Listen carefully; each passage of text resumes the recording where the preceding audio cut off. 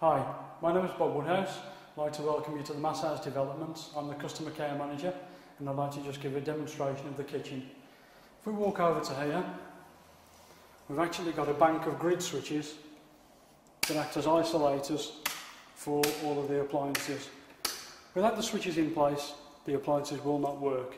If we walk back now, we can start off by setting the oven. The oven can be set by depressing the hand sign on the end and then the plus or minus on the timer. Without these in place, you won't be able to use the actual settings on the oven as such. What I'd like to explain to you is, before you actually switch the oven on for the first time, remove all of the packaging. May sound silly, but accidents have happened where people have forgotten the instructions are in there. Use the oven and set fire to things. Also, while we're on the oven, in the manufacture of the ovens, they actually use chemicals that need to be burned off. What you need to do is to set the oven on quite high, burn it off for a period of about 30 to 40 minutes. You will get a smell from the oven while it's burning off. Completely normal, it's not a problem. A little bit of ventilation would be good. Leave the door open for a while, let it burn off. It'll get rid of all the chemicals they've used, as I say, in the manufacture of the oven. That covers the oven. We'll move on now to the hob. Electric hob, switched on from this point. The hobs are all clearly marked for the back left, and all the way through. You can tell when they're on by the indicator light that's on the top. That's covered the oven and the hob. Just like that. We move over now to the extract. The extract is actually vented through here, through two filters. It isn't vented to an external wall, obviously, because it's into the lobby, and we do have removable filters inside. If we take these down, it's a charcoal filter. You can take that out and replace it. These can go into your dishwasher, no problem. Just pop them in the dishwasher, and any deposits of fat or oil or grease you can wash off. While we're here, in the back, we have got the light bulbs. The screw-in bulbs, if one fails, screw it out, take it along, get another one that will replace the identical bulb.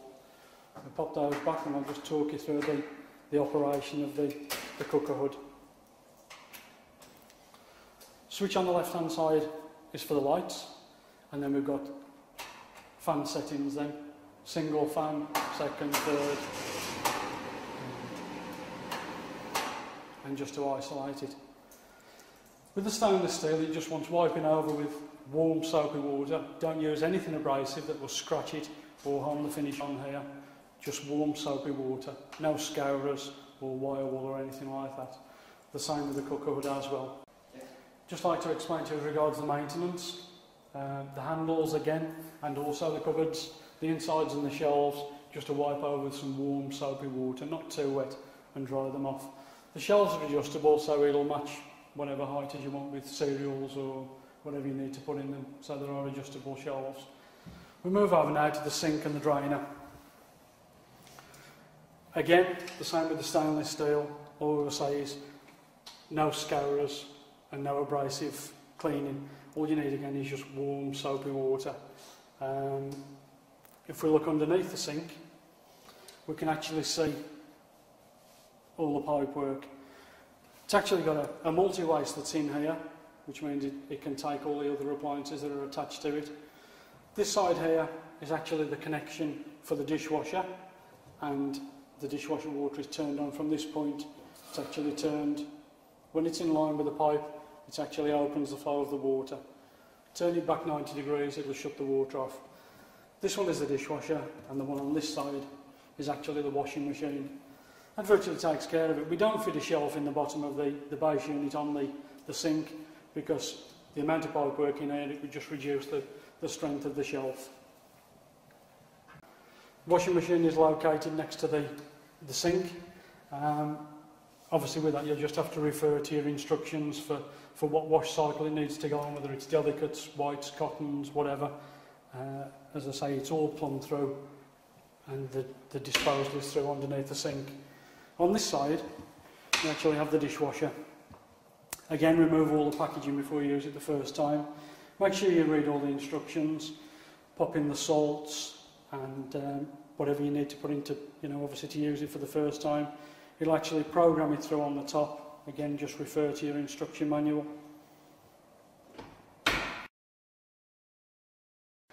I'd like to explain now as regards the French doors. Aluminium frames, again, just to wipe over with a warm soapy cloth. There's a thumb turn on the doors that actually locks them from the inside. The doors. We have flush bolts on the top and also on the bottom of the fixed leaf. That allows us then to open both of the doors.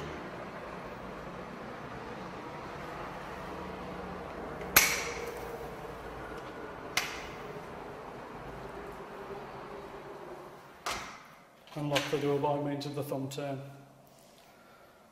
I'd like to explain also while we're over here is the venting system. This is controlled by the grid switches we saw earlier. It's a passive system. We've actually got one in this end of the room and we've got one in the other end of the room. It actually just trickles round, just gives you an airflow. If you press the switch on the other end, obviously what it will do, it will actually boost it then. We'll move over now to the television points. We've got a secondary BT point for the TV. We've got satellite, we've got FM, and we've got the ordinary TV. The point that's here is actually if you've got another television in your bedroom, you use a splitter on the back of the TV and put a lead into there, and it will actually transmit the signal through to the bedroom.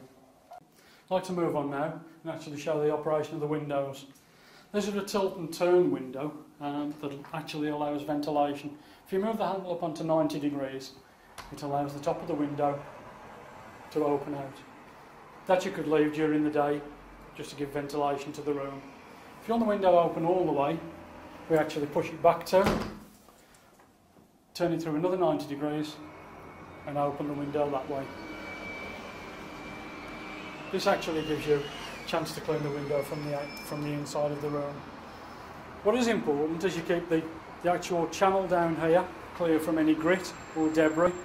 And what we would recommend is you actually just oil the hinges with a light silicone spray, and that's as much as it needs. Again, as with the other French doors we had, just wipe it out with warm soapy water. That's as much as it needs. While we're here, we'll actually talk about the downlighters. The downlighters in these rooms are actually 240. They're not transformed, they are mains voltage. We only use 12 volt in wet areas.